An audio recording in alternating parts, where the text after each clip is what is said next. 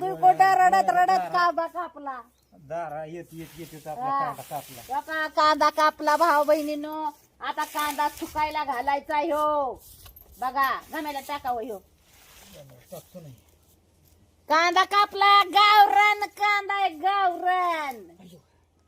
आता ह्यो वाळाय घालायचा म्हणजे सुकाय टाकायचा. एक दोन म्हणजे आता हाय मिरची सुकती तर ह्याला सुकायला टाकायला काय अडचण नाही. सुकाय टाकू मग परत आहे ना भाजून कांद्या लसणाच्या मसाल्यात वापरायचा आपल्याला. आता ह्यो लसूण गावरान. लसणाची काय आता तारीख नाही चालली.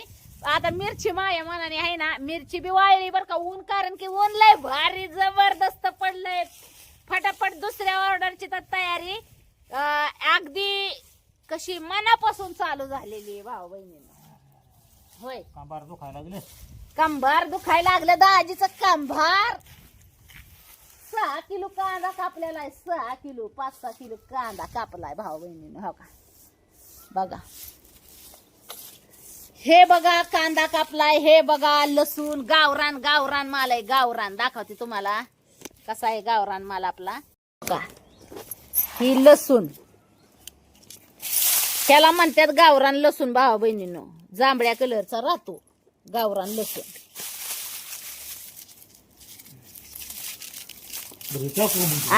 आणि ही मटेरियल वापरून आपण कांद्या लसणाचा मसाला बनवत असतो. आणि तुमच्या सेवेसाठी सदैव आपण तयार राहणार आहोत. घरी मशीन पण आणली आता नादखुळा. होय तिकडं मिरची. हा तिकडं मिरची वाळाय घातली. आता पहिला मसाला आपला ऑर्डरला टाकून दिला कालच. सगळ्या भावा बहिणीच्या कुरिअर पाठवून दिल्या.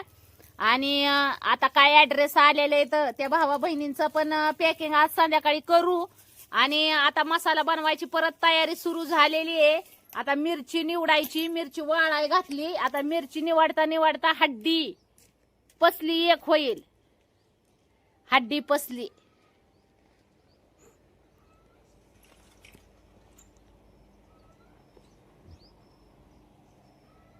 म्हणजे पाटांना पाटां जॅम होणार आहे भावा बहिणींनो.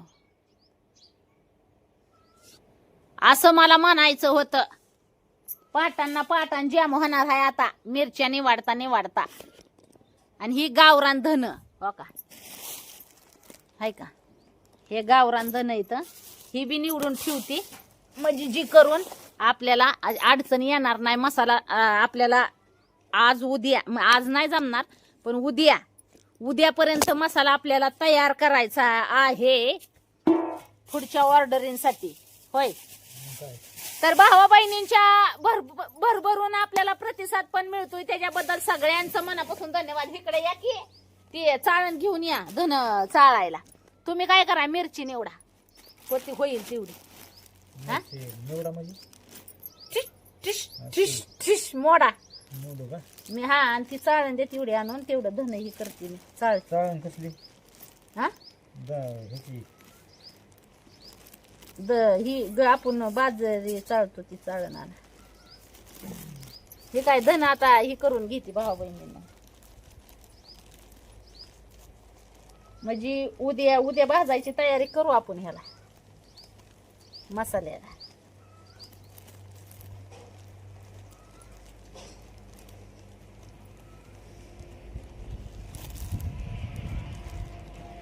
तर सगळ्या भावा बहिणींचं एवढं मनापासून प्रेम भेटतंय त्याच्याबद्दल खरंच लय भारी वाटतंय भावा बहिणींनो. खरंच सगळ्यांचं मनापासून धन्यवाद. मोठी एक कढई दिली की तुम्ही एवढं भरभरून प्रेम देताय. बघा धन दाखवते तुम्हाला कसं येतं. दाखवावं मागच्या साईडनं दाखवा कसं येतं धन.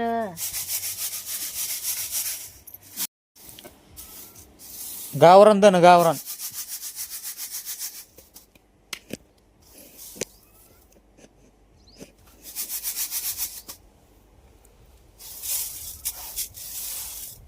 हे काय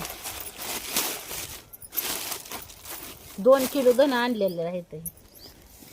गावरान म्हणलं की जरा काळपट असतात.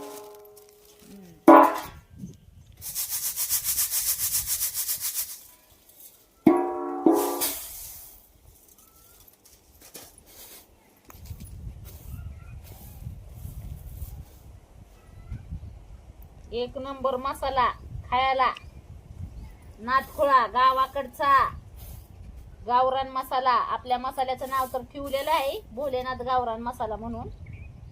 तर ज्या भावा बहिणींना पाहिजे त्यांनी फटाफट ऑर्डर टाका.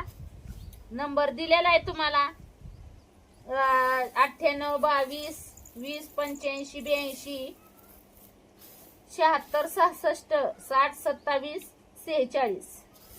2 नंबर आहेत आपलं व्हॉट्सअपला.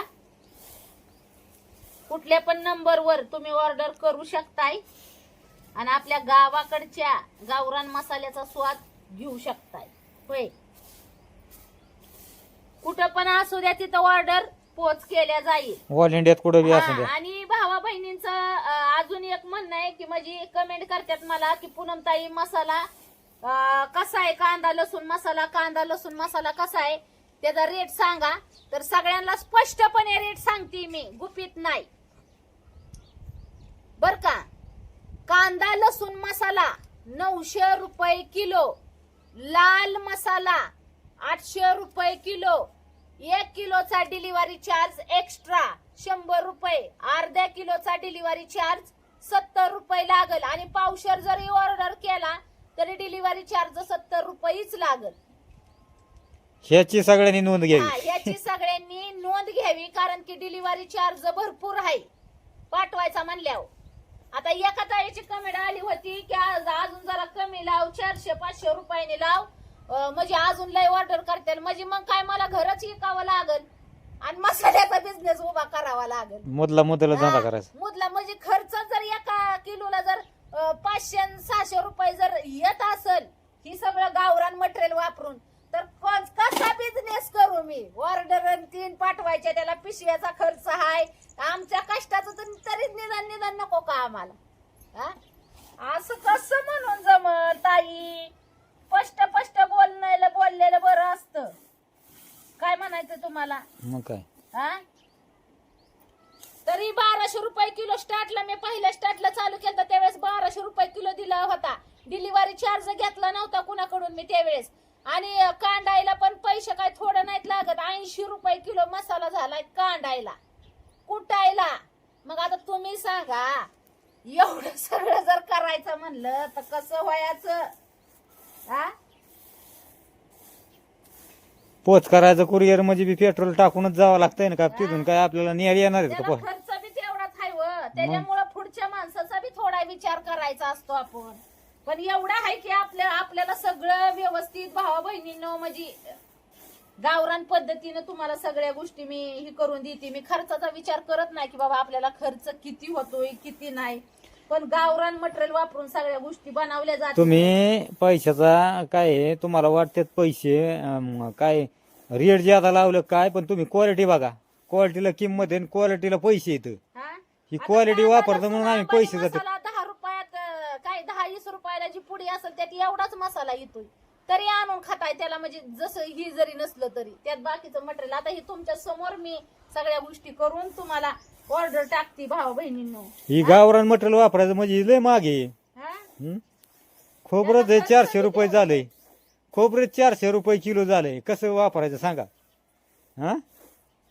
त्याच्यामुळं विचार काय एवढा करू नका, गावाकडचा स्वाद घ्या.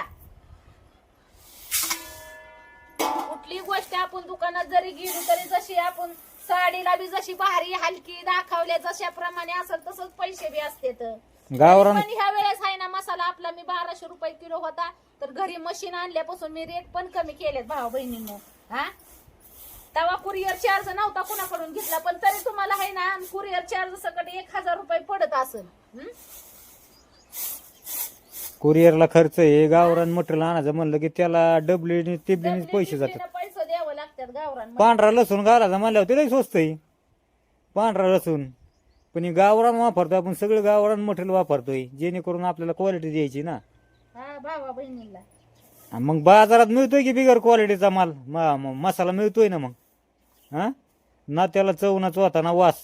आणि कालवण केलं तर नुसता कलर रंग लाल जरीत होत या, आणि त्याला खाल्लं तर नुसतं कसं तरी काय म्हणतात हे जेवण लागतंय मग काय पाण्यावानी. तर त्याच्यामुळं भाऊ बहिणीनं काही लपून छपून नाही कुठल्या गोष्टी सगळं करायच्या. तुमच्या समोर आहे. तुमच्या समोरच आहे. जास्त विचार करू नका. आणि हो का भाऊ बहीण तर आता मनापासून तुम्हाला सांगते, बऱ्याच भाऊ बहिणींची आता परत आपल्याला ऑर्डर आलेले आहे. तर ही जी तयारी चाललेली आहे एवढी, ही दुसऱ्या ऑर्डरचीच तयारी चाललेली आहे. आणि सगळं मटेरियल आता ही व्यवस्थित साफसुथरं करून आपल्याला मसाला कुटायला घ्यायचा आहे. साफसुथरं करून आता ह्याच्यात उद्याचा बी दिवस जातो का काही व्यवस्थित सगळं नीटनाटक करायला. होय, जाणारच आहे उद्या दिवस. अजून लसूण नीट करायचा आहे, दण चाललेत नीट करायची, खोबरं अजूनही करायचं, मिरची अजून नेसायची त्याला, अजून काय माहित ती. मानपाट आमची आहे ना, गाणं म्हणायचं चालू करून ती बी डीजेच. खडा मसाला आणायचा आहे अजून. खडा मसाला बी किती महाग आहे तुम्हाला माहिती हो का, इकडं मिरची टाकली वाळायला, तिकडं काय बेडगी मिरची.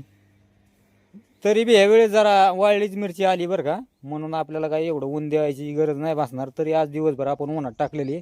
जरा ऊन थोडं इकडं आलं ना की सुरू करायची आपल्याला निसायला मिरची. वाळून गेलेली मिरची तसं काय नाही का, तुम्हाला दाखवतो. हाय का, हलवून दाखव की हलवून. हे काय खळखळ वाजत आहे, लगेच कळतंय वाळून गेलेली मिरची. ही लगेच असं याच्यावर असं मोडलं की कळतं लगेच. ही काय हाय का, हाय का, लगेच तुकडा पडतोय. हे काडकोणी वाजत आहे ना लगेच. म्हणजे आपल्याला आज जर सगळं आपल्याला ओरखलं तर उद्या मिरची आपल्याला मसाला बनवता येईल. पण बघू आता कसं आहे.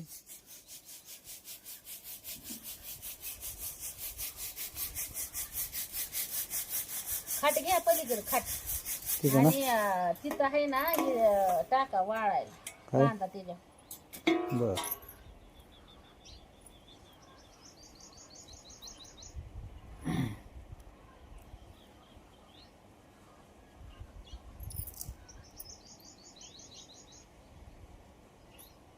मसाल्याची खाऊन टेस्ट करून सांगा भावा बहिणीनं. होय, आणि कुठलंच काम काय म्हणजे असं बसून नाही, सगळं कष्टाचंच काम आहे. आणि होय. मसाल्याचं म्हणजे वर्षातनं एकदा मसाला करायचा म्हणलं तरी माणसाचे जीव येत. हा हा, मसाल्याचं काम लय डेंजर असतं. ठसकाट लागू लागू आता त्याची भाजणी तीन करा. आणि चुलीवर अजून चुलीवर तुम्हाला भाजून चुलीवर भाजावं लागतं एवढे त्याला. तुमच्यासाठी भावा बहिणीनं चाललंय तुमच्या दाजीची आणि पूनमताईची ही. हा? होय, काय बी करा त्याला पैसेच लागतात. बिगर पैशाचं कुठलं काय होत नाहीये. मग आणि जर त्याला क्वालिटी खायची असेल तर त्याला पैसे बी तशीच द्यावं लागतात, तेव्हा क्वालिटी मिळते. बरं, तुम्हाला जर सगळंच पाहिजे असेल तर पैसे थोडेफार उलसे मोजावं लागतात ना. तर भावा बहिणीनं चला हो का, आता मस्त पैकी धन ही आता नीट करायचं काम चाललेलं आहे माझं. आणि फटाफट ऑर्डरीसाठी नंबर दिलेला आहे 76 66 60 27 46. दुसरा नंबर 98 22 20 85 82. तर उशीर न करता आपला गावाकडचा गावरान भोलेनाथ गावरान मसाला ऑर्डर करा.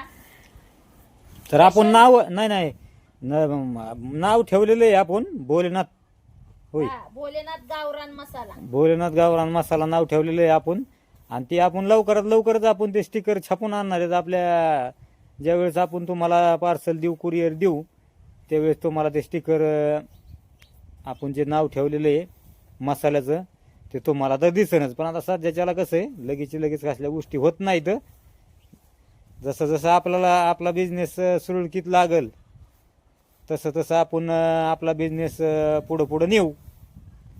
बस फक्त तुमचीच साथ अशीच राहू द्या. भोलेनाथाची कृपा आणि तुमचा आशीर्वाद पाहिजे बस. आणि तसा तर भावा बहिणींनी भरभरून प्रतिसाद दिलाय बर का, त्याच्याबद्दल परत एकदा सगळ्यांचं मनापासून धन्यवाद करते मी. असंच प्रेम राहू द्या. होय, मग काल व्हिडिओ बनवायला जमलं नाही भावा बहिणीनं. काल फोन पण घ्यायला कोणाचं जमलं नाही. काल लय आहे ना ती कुरिअर टायमाला पोहोच करायची होती ना, त्याच्यामुळं. आणि जर ऑर्डर करायचं असेल तर ती बी सांगते, ती राहिलं सांगायचं. जर तुम्हाला मसाला ऑर्डर करायचा असेल तर व्हॉट्सअपला तुमचं पूर्ण नाव, तुम्ही राहता त्या ठिकाणचा पूर्ण पत्ता, पोस्टल पिन कोड आणि चालू असलेला मोबाईल नंबर व्हॉट्सअप करायचा. म्हणजे माझं लिखाण करायचं काम कमी होईल व माझा हात दुखायला लागलं लिहून लिहून. तुमचा चालू मोबाईल नंबर, ॲड्रेस, तुम्ही ज्या ठिकाणी राहता त्या ठिकाणचा ॲड्रेस, परत पिन कोड नंबर, असा पूर्णपणे पत्ता व्हॉट्सअपला टाका आणि पटापट ऑर्डर करा. हा, तुमची ऑर्डर बुक करा. नाही तर परत आहे ना, ह्या ऑर्डर मध्ये तुम्ही लेट झाला तर डायरेक्ट पुढच्या ऑर्डरला नंबर. हो, आणि नंबर परत एकदा सांगतोय 98 22 20 85 82. दुसरा नंबर 76 66 60 27 46. न डोळं जागताच म्हणला डायरेक्ट फोन लावायचा. पहिला तुमचा फोन उचलला जाईल. काय अडचणीमुळं, काय समजा बाहेर असलो, काय कामात असेल तर तुमचा फोन उचलला नाही म्हणजे जाणार नाही, पण दुसऱ्या वेळेस तर नक्कीच तुमचा फोन उचलला जाणार नाही. तर रिटर्न बी फोन केला जाईल, असं काही नाही. आता शक्यतो काय होतं, फोन आपण आलेलं उचलता येत नाही कामात, पण रिटर्न मी तर करतो फोन. बाबा चला आपल्याला म्हणजे कसं आहे, मसाल्यासाठी गावरान धन याला म्हणतात. गावरान धन दाखवतो तुम्हाला, बघा.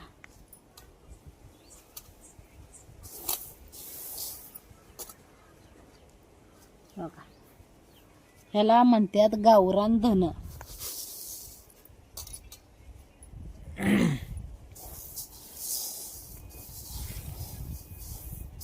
आता ही वाळाय घालायचे आपल्याला. आता बऱ्याच बहिणींचं म्हणणं आहे, पूनमताई हळद मग इळी बघा असं नका करीत जाऊ, पाय कापून घेतला असता तिकडे उचलून ठेवा. बरं ठेवता आता, राहून दे.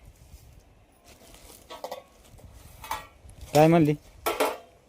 बऱ्याच बहिणींचं म्हणणं आहे की पूनमताई हळद पावडर परत धना पावडर पण ठेवा.